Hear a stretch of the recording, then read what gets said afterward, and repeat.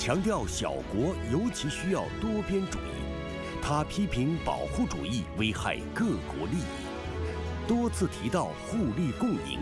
他希望与中国进一步发展独特的创新战略伙伴关系，介绍特色学徒制度，热情欢迎中国游客。瑞士联邦委员兼经济教研部长居伊·帕姆兰接受高端访谈专访，敬请收看。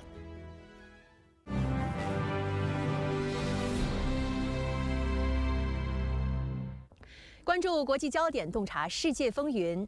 大家好，欢迎来到本期的高端访谈，我是邹韵。今天我们来到了瑞士首都伯尔尼，即将在这里对话瑞士联邦委员兼经济、教育与研究部长居伊·帕姆兰。他曾于2021年担任瑞士联邦主席。瑞士是第一个与中国签署自贸协定的欧洲大陆国家。帕姆兰部长如何展望两国之间的经贸合作？在中瑞创新战略伙伴关系的背景下，他期待两国在创新领域迸发出怎样的合作火花？又希望中瑞如何在教育等人文交流方面携手前行、合作共赢呢？今天我们一起在对话中寻找答案。帕姆兰部长您好，感谢您接受高端访谈的专访。Tout d'abord, bonjour. 在1月份的时候呢，您出席了世界经济论坛的年会。首先，在采访的开始，能不能与我们分享一下您在年会当中传递的最核心的信息是什么呢？另外呢，我们也知道今年年会的主题是重建信任，您如何看待当前国际秩序下这种不断扩大的信任赤字呢？Pour répondre à votre question, je crois que pour reconstruire la confiance, la première des choses qui nous aiderait, c'est que ces conflits horribles, avec beaucoup de morts dans le monde, cessent. Nous sommes un pays neutre, nous sommes à disposition aussi pour discuter avec tout le monde, et Davos est un endroit où nous pouvons échanger bilatéral, multilatéral. Et ça, c'est extrêmement important, et ça fait partie aussi des traditions, finalement, d'un petit pays comme la Suisse qui n'appartient à aucun bloc. 我们知道，瑞士著名的诗人，同时也是诺贝尔文学奖的获得者施皮特勒就曾经说过一句话，他说：“找到同呼吸、共命运的朋友，是人世间最大的幸福。”在2017年，中国国家主席习近平访问瑞士之前的一篇署名文章上，也引用了这句话。那在那一年呢，习主席还出席了世界经济论坛，并且发表了一个很重要的主旨演讲。在演讲当中呢，习主席就强调要坚定不移地推进经济全球化。与此同时，他还分享了中国智慧以及中国方案。当时呢，可以说是全球各国的参会者，引发了他们的强烈的共鸣。那一直到今天，您如何理解习主席在讲话当中所传递的这些积极的信号，以及在当前全球局势下的重要意义？Oui, alors, je crois que la confiance, c'est la base pour développer des excellentes relations. C'est valable dans le monde entier et la Suisse, encore une fois, favorise la discussion, les échanges sur le plan bilatéral, sur le plan multilatéral. Et c'est exactement ce que nous faisons avec la Chine. Nous discutons avec le monde entier. Nous avons des accords de libre-échange, par exemple, avec de très nombreux pays. Et ça permet de créer la confiance. Et je crois que c'est dans ce sens qu'il faut continuer à travailler entre la Chine et la Suisse. 我注意到您在2020年的时候曾经说过，扭转保护主义倾向至关重要，因为当时您觉得这是全球经济最重要的一个威胁之一。但是很不幸的，我们看到这些年保护主义包括逆全球化在不断的愈演愈烈。与此同时呢，瑞士在多边主义当中其实是扮演着一个非常重要的角色，因为有很多的国际组织的总部都在这里。所以您认为这种逆全球化、这种单边主义以及贸易保护主义的抬头，给瑞士带来了什么样的挑战？Alors, je crois que c'est quelque chose d'extrêmement important. La Suisse, c'est un petit pays. Il bénéficie, comme de nombreux autres petits pays, du multilatéralisme. Et c'est important de discuter dans ces organisations internationales, le WTO par exemple, parce que là, les petits pays peuvent aussi jouer un rôle et ils n'ont pas la puissance naturellement des grandes puissances économiques mondiales ou des grands blocs. Et c'est extrêmement important pour le monde entier que tout le monde puisse participer à la prospérité mondiale et ça nécessite naturellement d'avoir des canaux et la possibilité d'avoir des relations multilatérales et bilatérales. Et le protectionnisme est naturellement un danger pour le monde, pour l'économie et pour le bien-être finalement de la population mondiale. 那您在前面呢也提到了，瑞士是一个中立国，这其实也是它外交政策一个非常显著的特点。但是呢，我们也注意到现在全球的局势是面临着各种地缘政治的不确定性。那么，瑞士接下来计划如何去进一步的推动多边主义全球化，并且去促进国际合作呢？ Oui, alors la Suisse est membre de pratiquement toutes les organisations internationales, de l'ONU aussi, des Nations Unies. Actuellement, elle siège au Conseil de sécurité des Nations Unies. La Suisse a une neutralité, elle respecte le droit de la neutralité qui est reconnu par les conventions de La Haye. Et à partir de ceci, elle est prête à discuter avec tout le monde, à s'engager quand il y a des difficultés, quand il y a des conflits, si les parties à un conflit demandent à notre pays de l'aider à résoudre des conflits, à trouver des solutions, nous sommes à disposition. Je prends un exemple, nous avions été engagés par exemple en Colombie pour assurer des liens entre le gouvernement colombien et la guérilla qui ont amené à un accord de paix progressif. Ça, c'est le rôle de la Suisse et son rôle, c'est dans les conflits de tout faire pour rappeler les belligérants finalement à revenir à la table de négociation, à discuter, à trouver des solutions.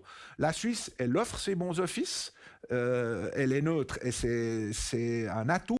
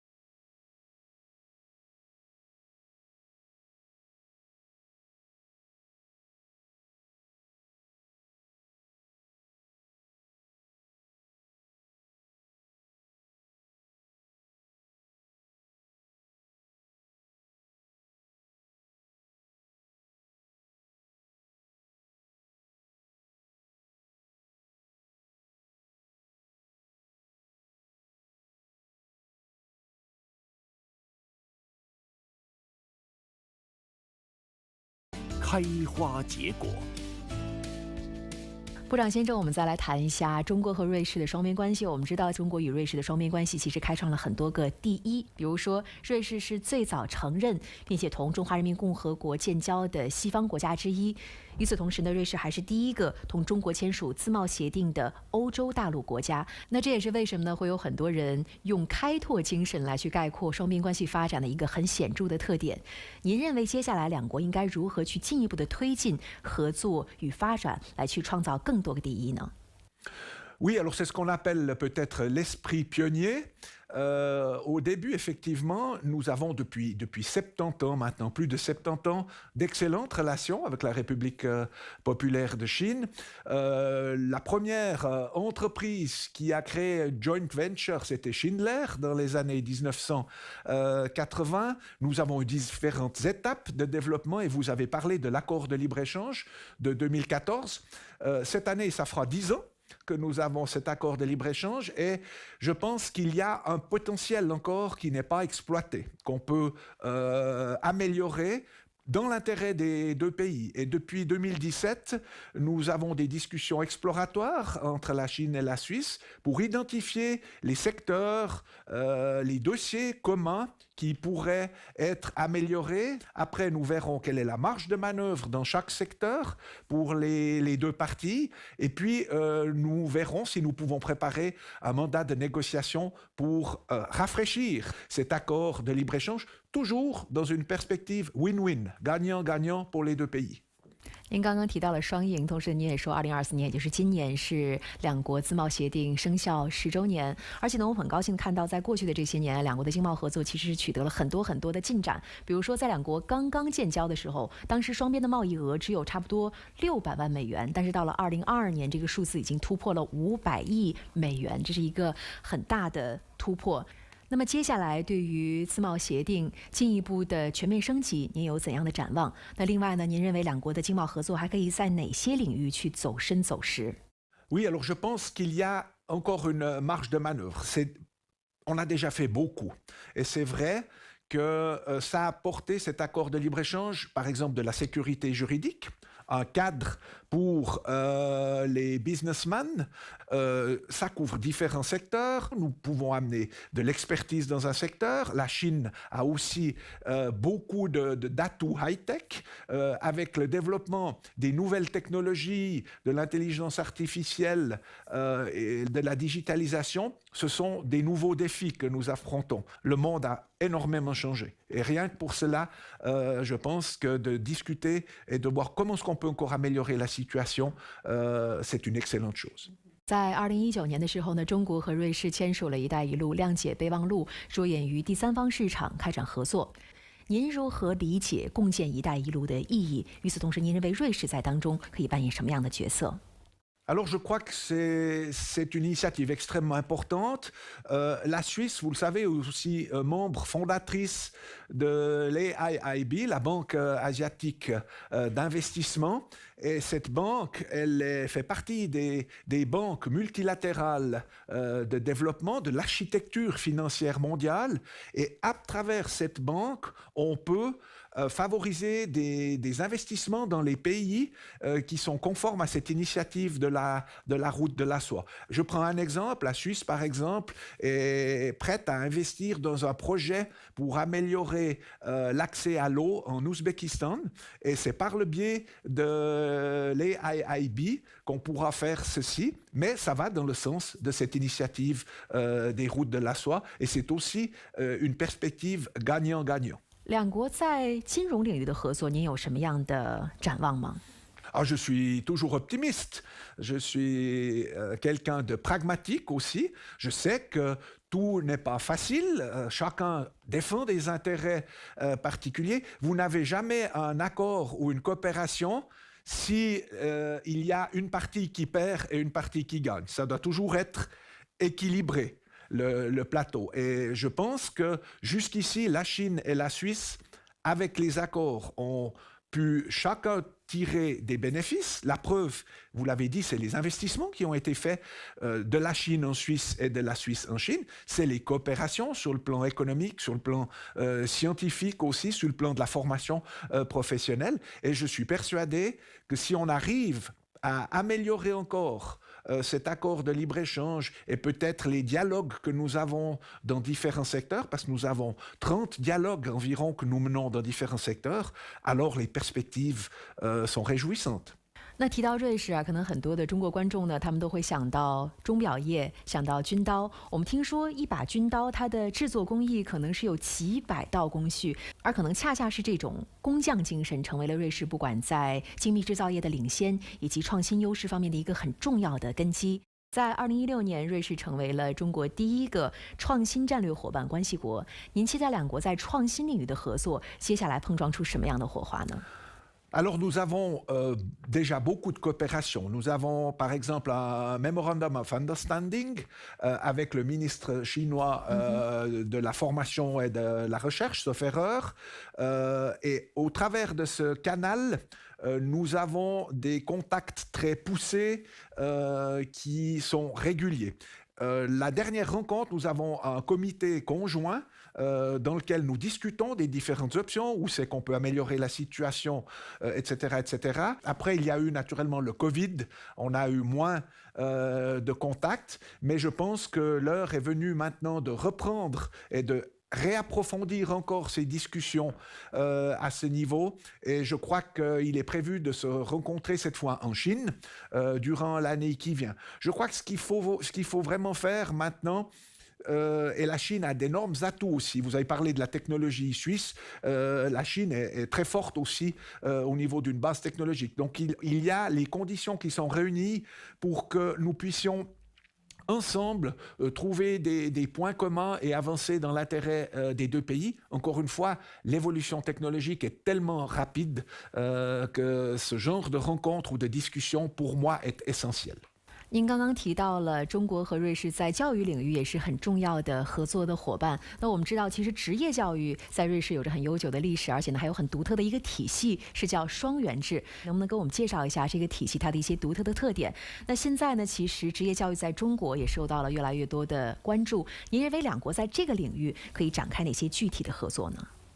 Oui, alors, concernant le système d'apprentissage, la Chine est déjà excellente aussi. On le voit quand on va au concours des World Skills, les apprentis chinois sont excellents aussi. Naturellement, la Suisse est très fière de son système. C'est un système aussi en entreprise. Je suis un pur produit moi-même, puisque j'ai fait aussi un apprentissage en matière d'agriculture et de viticulture.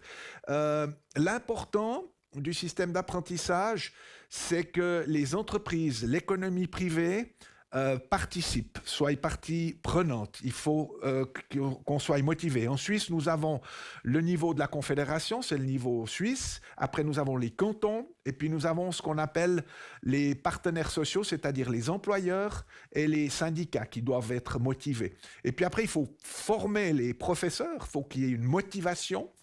Et après que ça soit un système qui rapporte quelque part aux entreprises. Parce qu'investir dans la formation, après, il faut que les entreprises touchent des dividendes quelque part. Et peut-être encore une autre chose qui est extrêmement importante,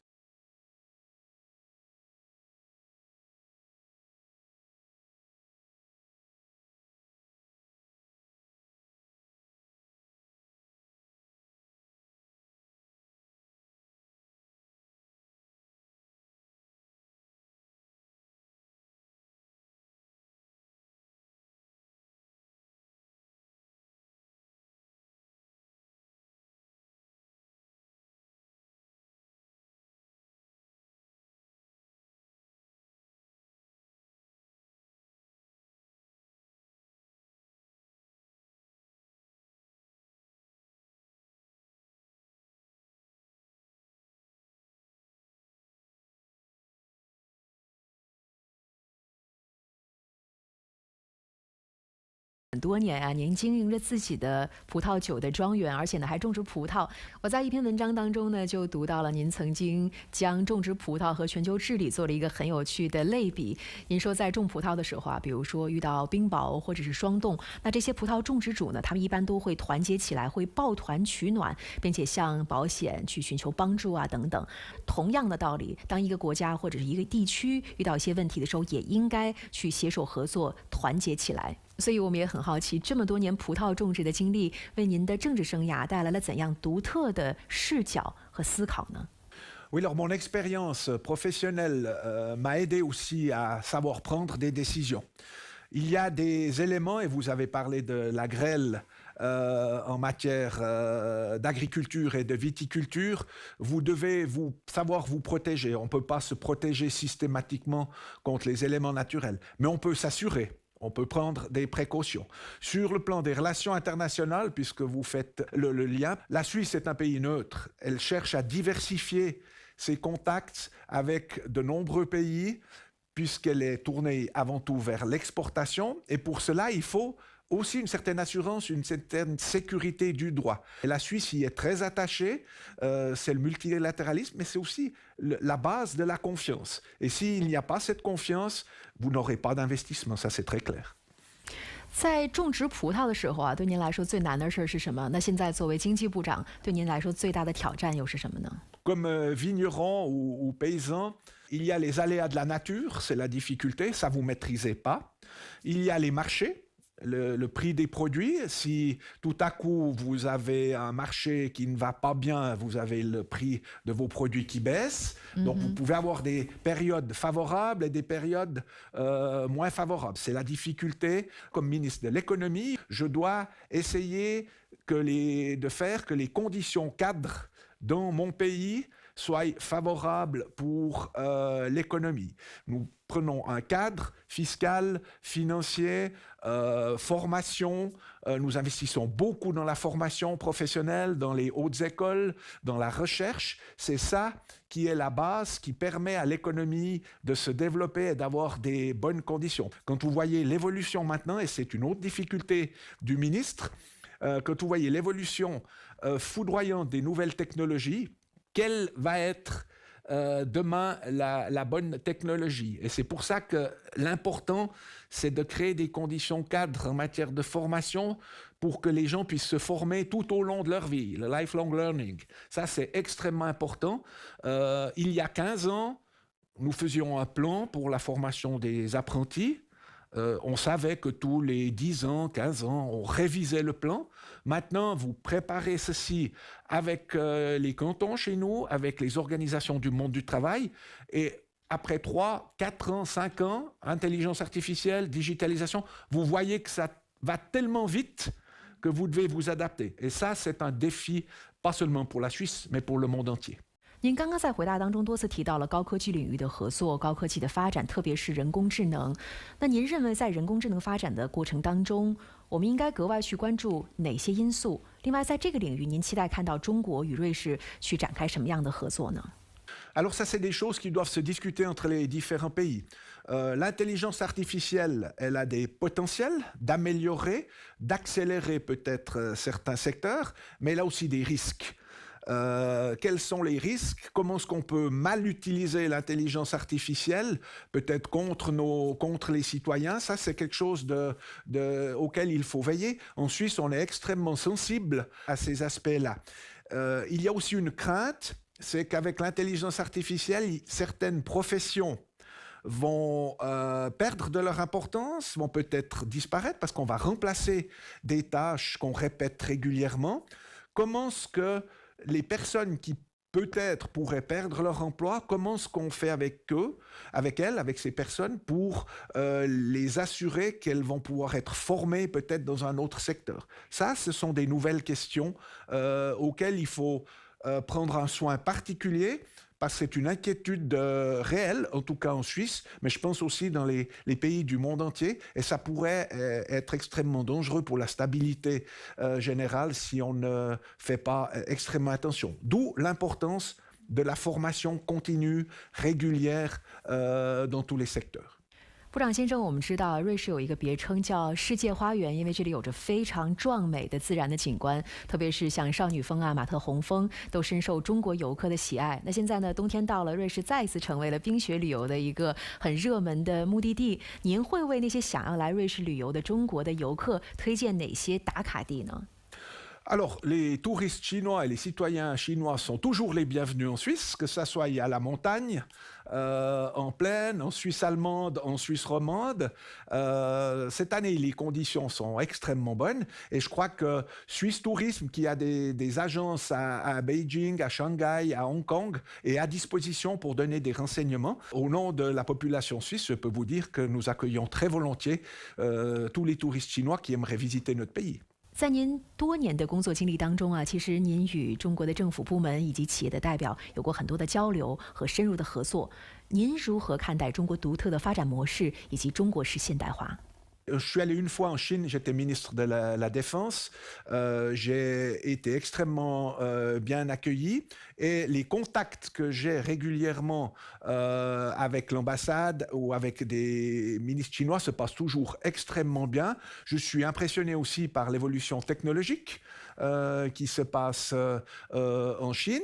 La Suisse a toujours, et vous l'avez dit avant, elle a été un des premiers pays à reconnaître la République populaire de Chine. Elle a toujours essayé de garder des contacts, de développer les relations dans une perspective, encore une fois, de bien-être, de chercher le bien-être pour les populations des deux pays. Nous pouvons amener, parce que nous avons beaucoup de petites et moyennes entreprises, de l'expertise dans certains contacts. La Chine, par ses développements technologiques, a aussi des aspects qui peuvent être utiles à la Suisse. C'est dans ce cadre-là que je vais toujours toujours favoriser le dialogue et la discussion entre nos deux pays, encore une fois, dans l'intérêt, pas seulement des entreprises, mais dans l'intérêt aussi des citoyens et citoyennes des deux pays.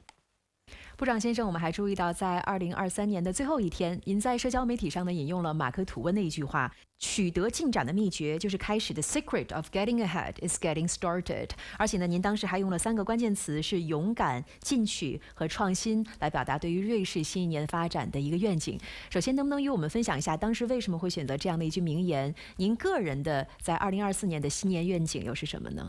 Dans ce monde, il y a la guerre, où il y a les difficultés économiques, où il y a de l'instabilité. J'ai voulu donner un peu d'optimisme à nos concitoyennes et concitoyens. Et l'optimisme, il passe aussi par le courage, finalement, par la volonté, par le travail et par trouver des solutions aux problèmes. Il faut donner une perspective aux gens et j'espère que 2024 va être une année où on pourra trouver un chemin pour revenir à la paix dans certaines régions de ce monde. Tout le monde a intérêt et pour nos concitoyennes et concitoyens, si on veut garder le bien-être, il faut toujours travailler, il faut chercher des solutions dans l'intérêt commun. Et puis, je profite, puisque vous me parlez de la nouvelle année, de souhaiter, parce que je sais que c'est bientôt le nouvel an chinois, la meilleure année possible pour tous vos concitoyennes et concitoyens. 部长先生，非常感谢您的美好的祝福，同时也要感谢您今天对于全球很多议题的真知灼见，谢谢您。Merci pour l'invitation et tout de bon pour le futur. “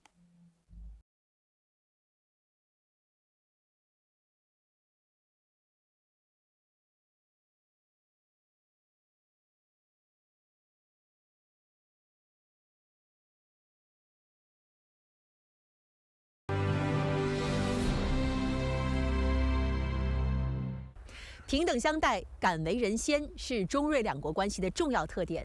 建交70多年来，双方共同培育并践行着平等、创新、共赢的合作精神。在专访当中，帕姆兰部长也多次强调，双赢一定是合作最重要的底色。相信这一坚实的基础将继续为双方在多领域实现高质量合作注入源源不断的动力，推动双边关系行稳致远。感谢您收看本期的高端访谈，我是邹韵，我们下期再会。